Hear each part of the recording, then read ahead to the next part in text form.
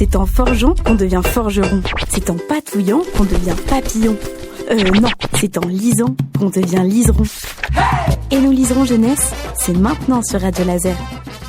Bonjour à tous, bonjour à toutes. Je retrouve Audrey qui va nous tricoter une histoire aujourd'hui. Oui, c'est l'hiver, on a besoin de se réchauffer, Sophie. Donc je vous présente aujourd'hui Bredouille d'Agnès Domergue, dont je vous ai parlé il n'y a pas très longtemps, mais je récidive car j'aime beaucoup. Et là, c'est le premier ouvrage, il me semble, pour lequel elle signe à la fois l'image et le texte. Elle est seule ici à nous présenter son petit Bredouille chez Grasset Jeunesse. Bredouille, vous savez, ça qualifie une personne qui rentre bredouille, par exemple, c'est une personne qui a échoué à parvenir à ses objectifs, à son but. Et puis, c'est un double sens. Bredouiller, c'est bafouiller, c'est balbutier, c'est parler. Avec cette difficulté-là. Donc, notre petit Bredouille, c'est un petit koala. Il porte un petit bonnet vert comme ça qui écrase un peu ses oreilles, mais c'est vrai qu'il ressemble à un koala. Il a une espèce de gribouillis noir au trait pour faire son nez, enfin son museau. C'est un petit personnage très mignon, tout très adorable. Mais il rentre toujours bredouille, il bredouille. On sent que c'est un petit animal qui n'a pas vraiment confiance en lui. Puis un jour, au gré d'une rencontre, d'une balade, il va trouver une pelote toute rondelette, toute douillette, une pelote de laine rouge, un fil rouge que l'on va suivre comme ça tout au long des pages. Quand il rencontre cette pelote et qu'il commence à tricoter, il est au bord d'une mare et il fait une chaussette, il fabrique une chaussette. Il est super fier de lui. Et puis fort en fait de cette trouvaille et puis de cette création, il a un peu confiance en lui et puis il a trop hâte de la montrer à ses amis. Sauf que il montre la chaussette à la grenouille qui est près de lui. Et tout de suite, la première réaction de la grenouille, c'est de dire mais une chaussette toute seule, ça sert à rien. À quoi bon garder une chaussette, etc.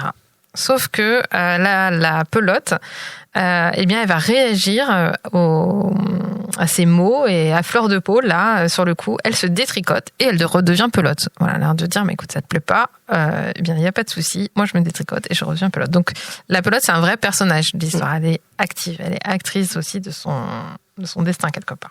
Et donc, on va se promener comme ça et on va aller visiter les animaux. Il part à la rencontre d'une chenille qui a froid, qui grelotte sous une branche de pin. La pelote, ni une ni deux, se fait cocon pour changer la chenille en papillon. Sauf que, notre chenille, elle aime pas la couleur. Elle commence à critiquer la création de la pelote. Eh bien, ni une ni deux, à ces mots futiles, le cocon se détricote et redevient pelote. Donc, on va avoir comme ça cette formule répétitive. On est vraiment sur de l'album pour les petits, un album pour les petits en maternelle. Et voilà, cette pelote qui, donc, notre personnage bredouille, il disparaît un petit peu. On ne le voit plus apparaître sur les pages. Il est un petit peu en arrière-plan. Il va laisser cette pelote essayer de satisfaire, mais sans succès,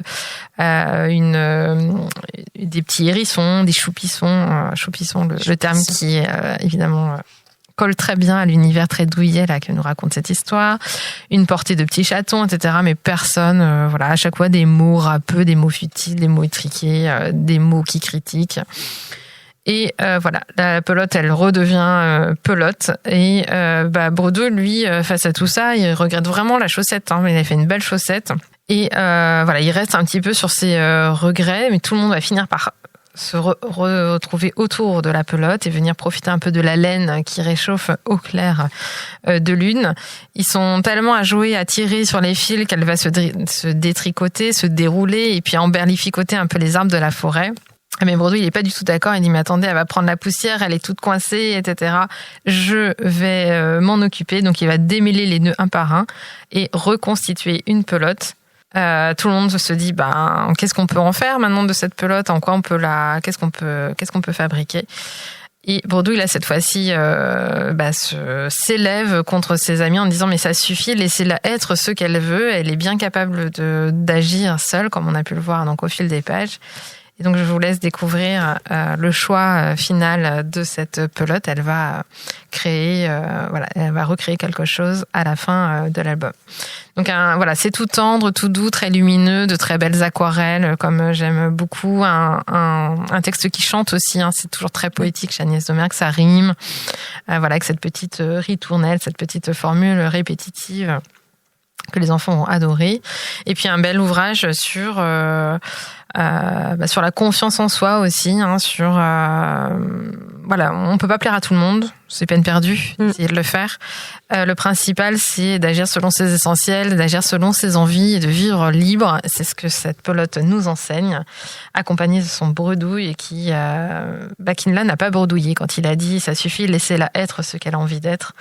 Il a aussi gagné en force et je trouve que c'est une belle histoire avec une jolie conclusion. Je vous invite à aller vous réchauffer avec Bredouille et sa pelote de laine c'était donc Bredouille le titre pour Grasset Jeunesse. Merci Audrey pour cette belle découverte.